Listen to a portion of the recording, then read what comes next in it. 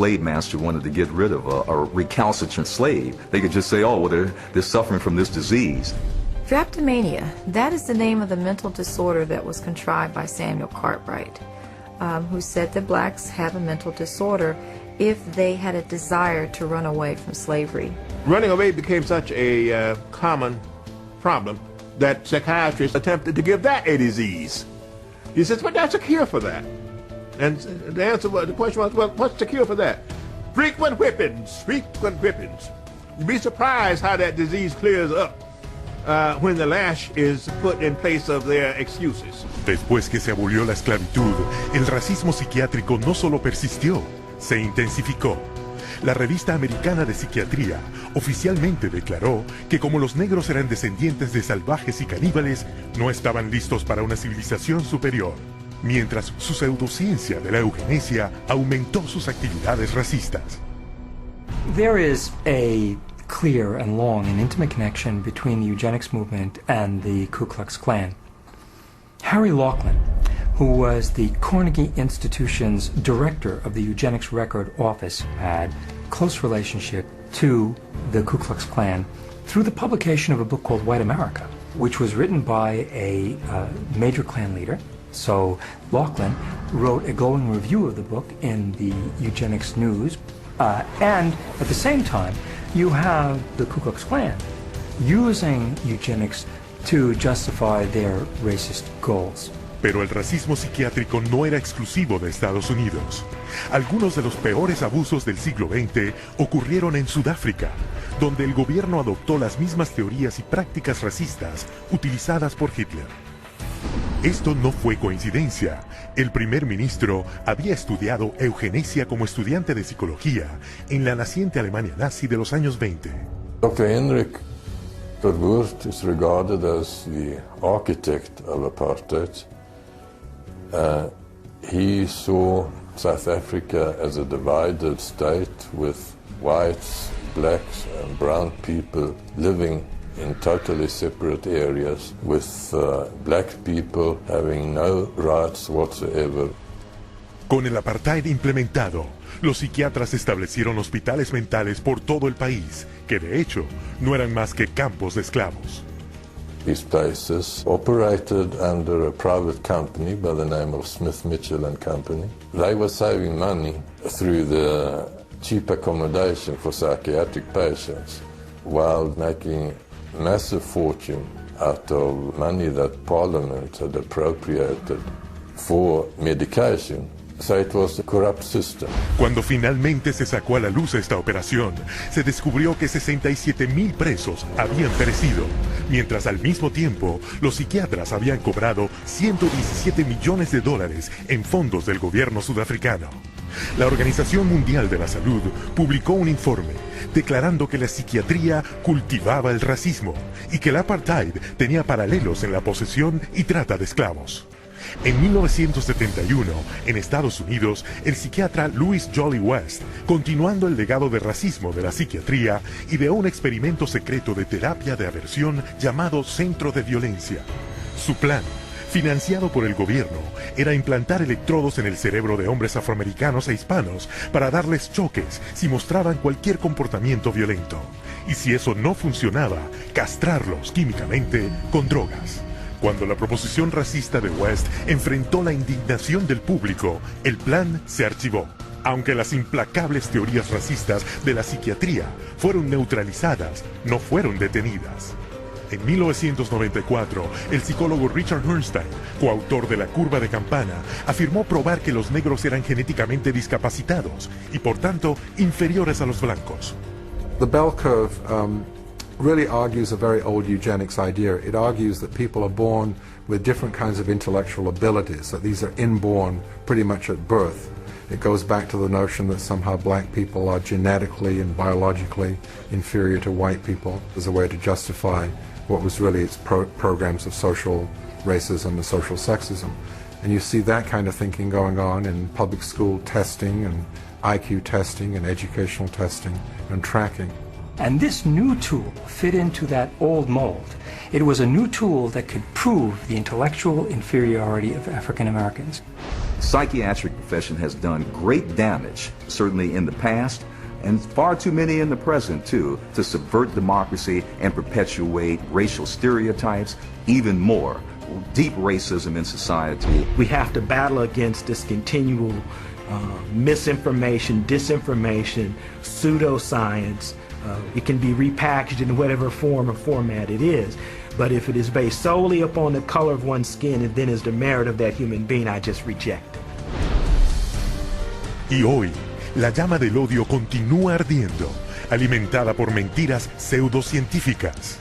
Este es el legado de la psiquiatría, como justificación para el racismo y pretexto para la represión política.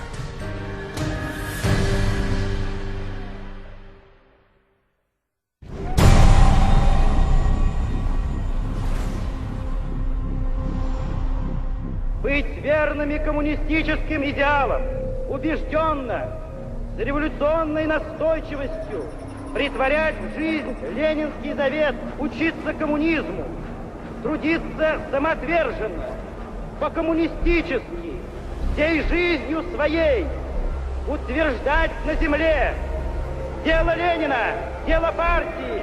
Клянемся!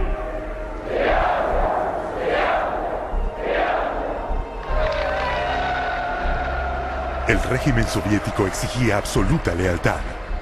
A quienes no acataban la disciplina del partido se les consideraba disidentes y les llamaban enemigos del Estado. Con un solo susurro a la policía secreta, desaparecían en uno de los hospitales psiquiátricos especiales. A pesar del riesgo, los llamados disidentes pusieron en acción sus ideas de libertad. Я вел жизнь тайную, конспиративную. Никто не знал, что я это делаю. У меня была маленькая подпольная типография. И я стал делать листовки. Mientras que otros se consideraban ciudadanos soviéticos leales. Я, например, считал, и то уверенно считал, что я один из лучших советских людей. Когда уже даже меня арестовали, и написали особо опасный государственный преступ, я рассмеялся. Я при нем, при этом же самом нынешнем генерале, рассмеялся. А он меня вызывает психиатра на утро. Según los psiquiatras soviéticos, todos sufrían de inflexibilidad de convicciones, síntoma de un nuevo trastorno. Esquizofrenia inactiva. Вот когда допьешься, тогда я заем. Так, до конца пей. Перепей, ну больше я не буду с ним. Ребята, не заставьте его. Давай пей.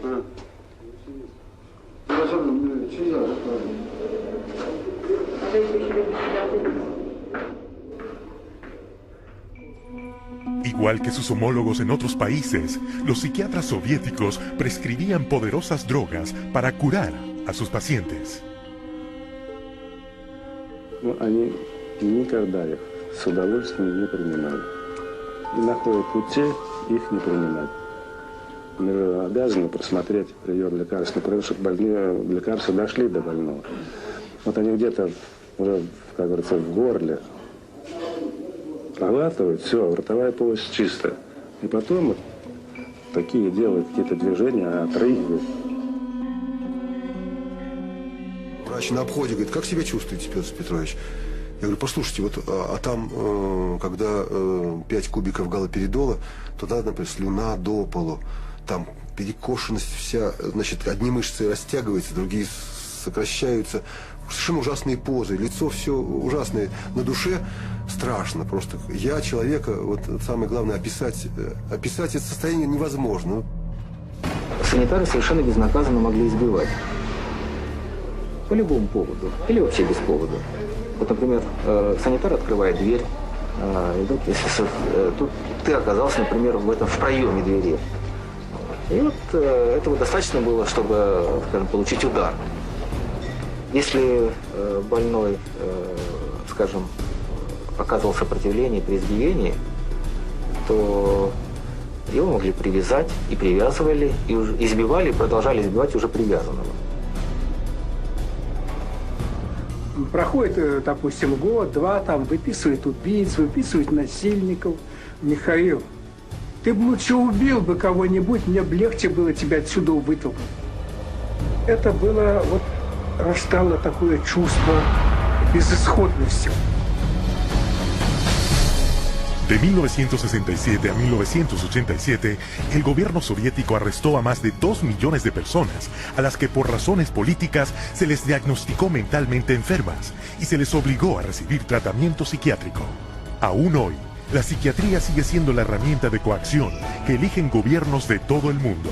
What we learned is that in Gitmo or Guantanamo Bay, that we had teams of healthcare professionals called the biscuit teams, behavioral scientists, psychologists, working with the military to advise them on how far you could push a prisoner. There are abuses that have been documented around the world. We have healthcare professionals who have committed potentially acts of treason within their medical ethics.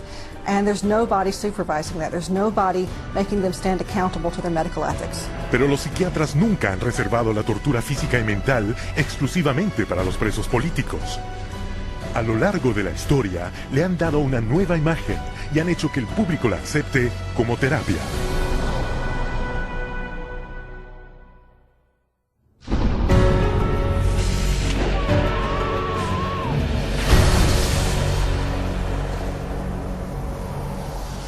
A partir de los años 20, los psiquiatras adoptaron una nueva serie de procedimientos que según ellos funcionaban al ocasionarle daño intencional al cerebro. Manfred Sokal had this notion that he could kill just the bad brain cells, that somehow we have good brain cells, we have bad brain cells. So if you give people enough insulin, you kill those bad brain cells, and if the person survived this epilepsy, they would be better off for it. A pesar de que las convulsiones le causaron grave daño a la médula espinal al 40% de los pacientes, Sokal señaló el estado infantil obtenido y declaró que su tratamiento era un éxito. Se construyeron salas de insulina en los hospitales y la terapia del coma se volvió un gran negocio. Para no ser superado, Ladislaus von Meduna de Hungría creía que él podía erradicar la enfermedad mental provocando convulsiones para dañar el cerebro con una droga llamada metrazol. He noticed his epileptics had no mental health problems, and his mental health patients, his psychiatric patients, seemed to have no epilepsy, and so he thought doing one would obviate the other. The theory was that epilepsy and schizophrenia couldn't coexist in the same brain, and that if epilepsy was induced, that a seizure was caused, it would, quote, drive out the schizophrenia. There's no scientific basis for this whatsoever. El metrazol era rápido y lucrativo. En una mañana, un solo psiquiatra podía químicamente poner a 50 pacientes en un estado dócil y manejable. Para 1939, el metrazol era tan popular entre los psiquiatras y su personal que se usaba en el 70% de los hospitales de Estados Unidos y en casi todos los demás países del mundo. El éxito financiero de la insulina y del metrazol motivó el desarrollo de un método aún más lucrativo para provocar convulsiones que dañaran al cerebro. How is electric shock therapy done? We use these electrodes. We place them on the patient's head like this, and then by means of this machine, we pass a controlled electric current through the brain, just for a fraction of a second. The patient doesn't feel it. La historia detrás de esta cura milagrosa comenzó en un matadero romano. In Italy, in 1938, two Italian psychiatrists decided to observe that before slaughtering pigs, in order to make the pigs more docile, they would apply electrodes to their temples that were hooked up to wall current, and that this stunned the pigs, but it didn't kill them, and they could then slaughter them. Well, this gave them the encouragement to try inducing convulsions with electricity.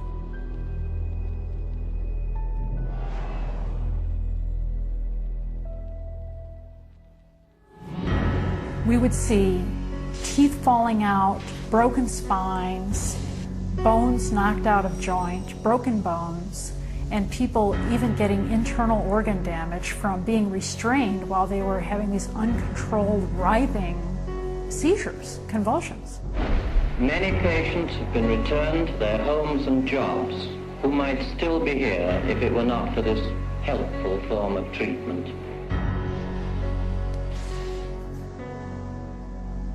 Después de vender exitosamente el daño cerebral como una cura, los psiquiatras buscaron maneras más precisas para atacar al cerebro.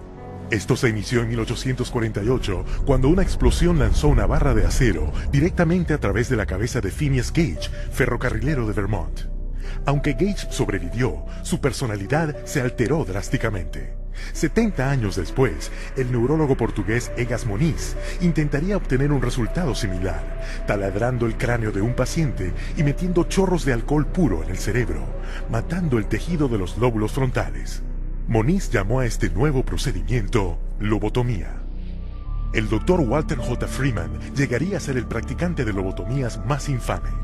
Descubrió que podía hacerlas más rápido, sin tener que taladrar el cráneo. There was no anesthesia, and he would just lift up the eye and stick nothing more than an ice pick right into the brain, right under the orbital bone, and then just rake the thing back and forth until he was satisfied that he had caused enough disruption of brain tissue, and then pull it out. Freeman viajó por el país en su lobotomóvil, mutilando el cerebro de sus pacientes en el escenario o a veces en el mismo vehículo.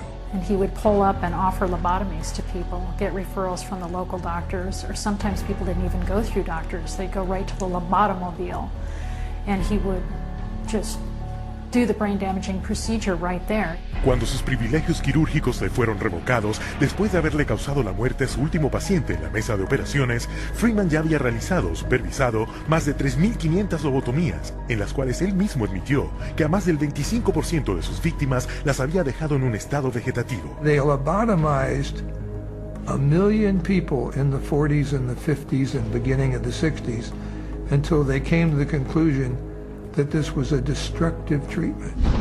Pero aunque las curas milagrosas pronto fueron denunciadas como fraudes que dañaban el cerebro, los psiquiatras se mantenían un paso adelante, inventando nuevas formas de psicocirugía, presentándolas como avances médicos.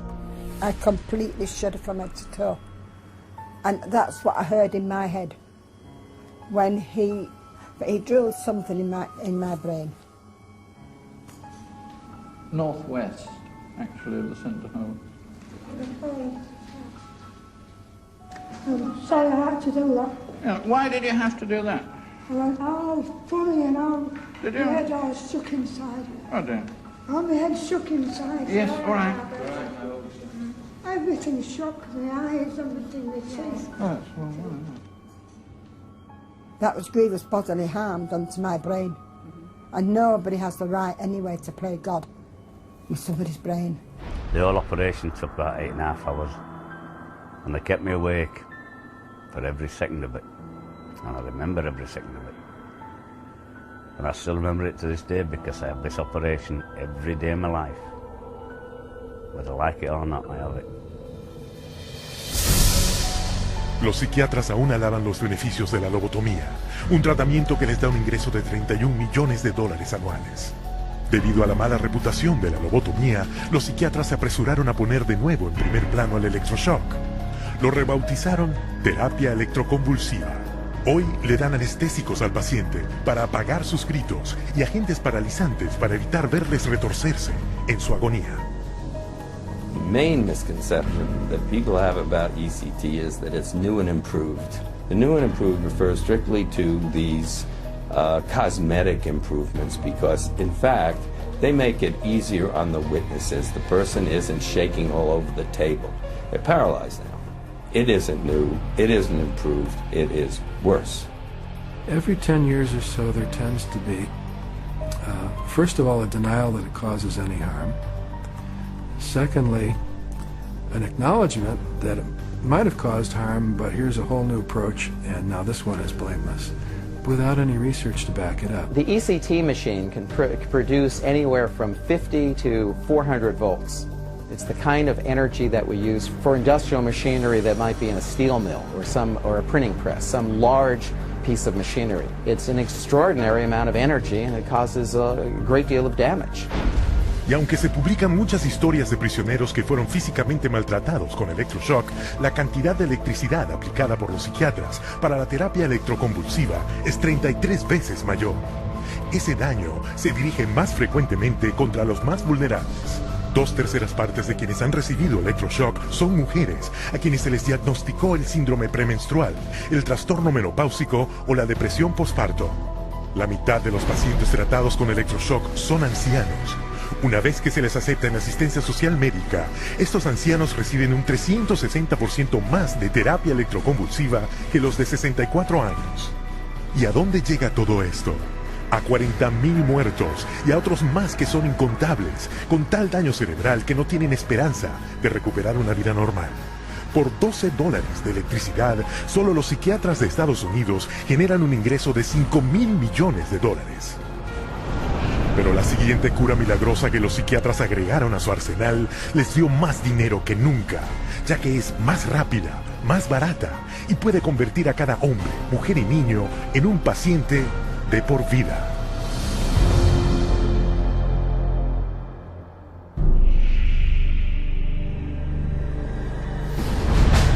A principios de los 50, los psiquiatras descubrieron su siguiente cura milagrosa. Una sustancia química originalmente creada para matar parásitos en los cerdos. Su descubrimiento entorpecía la función cerebral de un modo similar al de meter un punzón en la cuenca del ojo. Era un viejo tratamiento con un nuevo disfraz.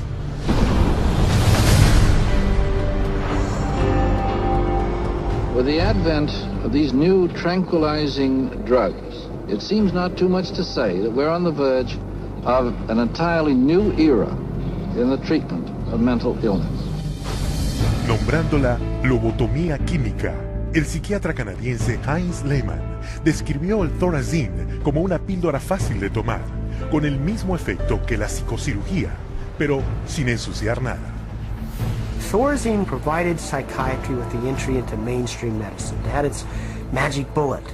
If I'm a psychiatrist and I have to spend an hour talking to someone at psychotherapy, there's only so much I can charge for that hour. But if I can come in, give you a pill, and send you back out in 15 minutes or 10 minutes, that's a much more efficient use of my time monetarily. Lo que los psiquiatras no le contaron al público era que el Thorazine causaba una condición neurológica atroz, conocida como disquinesia tardía.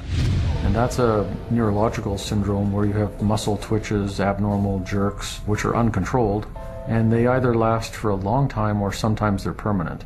So that's very clear, very well recognized long-term or permanent brain damage from these medications.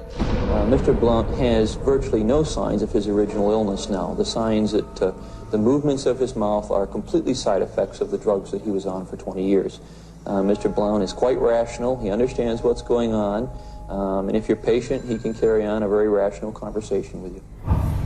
Even when you remove the drug, it may still remain. It means you have caused a permanent disabling of the brain. In the late 50s, you get the first signs of it, people starting to worry about it. But it's not until the late 70s that psychiatrists start warning their patients about it. 20 years.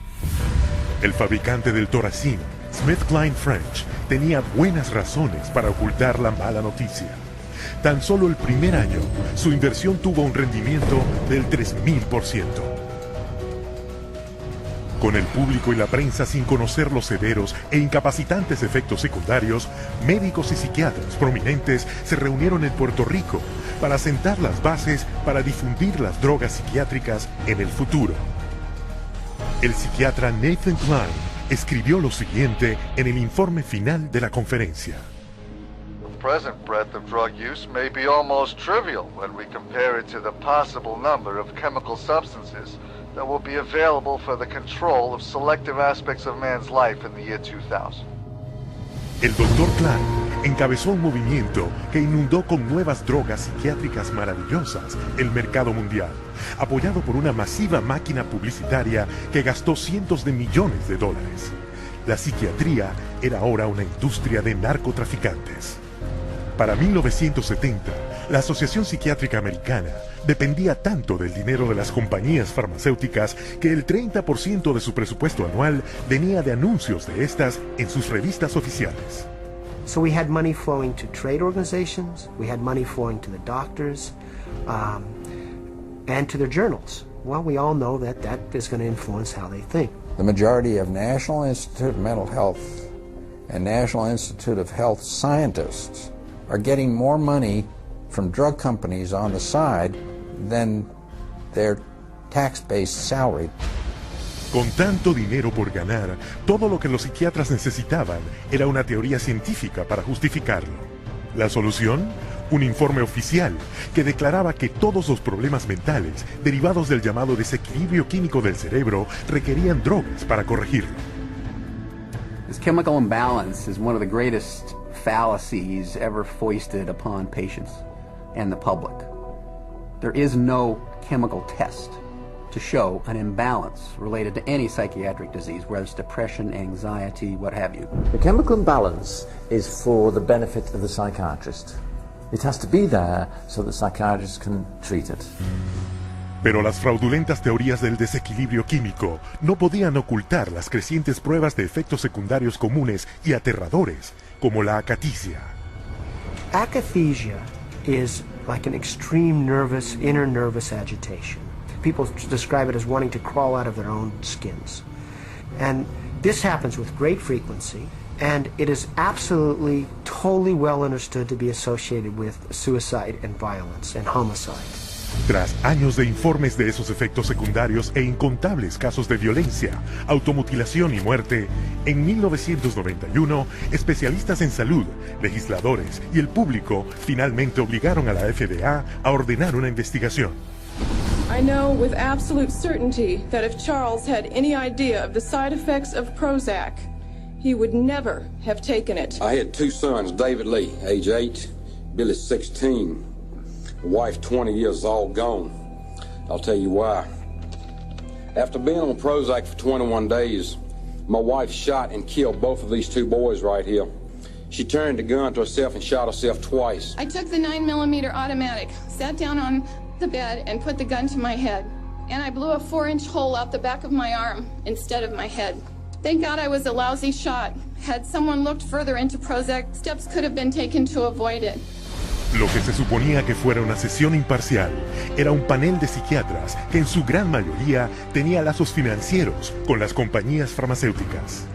They basically couldn't find an expert, a doctor, a psychiatrist, at a leading medical school who basically in some way or another didn't have a consulting agreement, hadn't taken money from the pharmaceutical companies.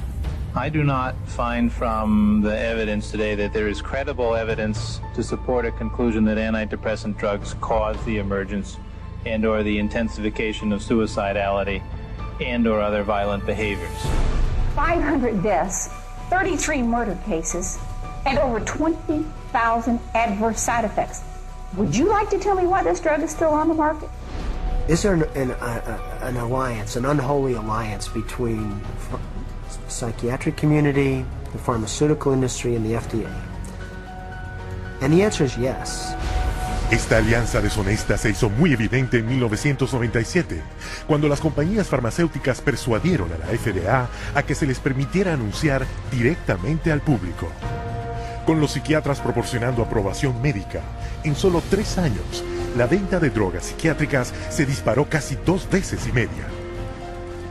Cuando el número de víctimas de la violencia y el suicidio subió hasta las nubes, la indignación del público obligó a la FDA a publicar etiquetas con advertencias sobre los antidepresivos.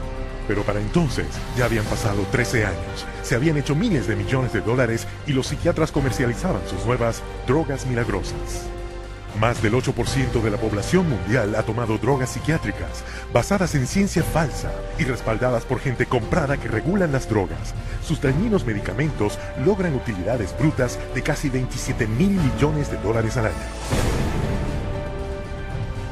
Y mientras los psiquiatras encontraban una forma de diagnosticar y drogar a cada habitante del planeta, en otro frente, continuaban su asalto contra nuestras libertades más personales.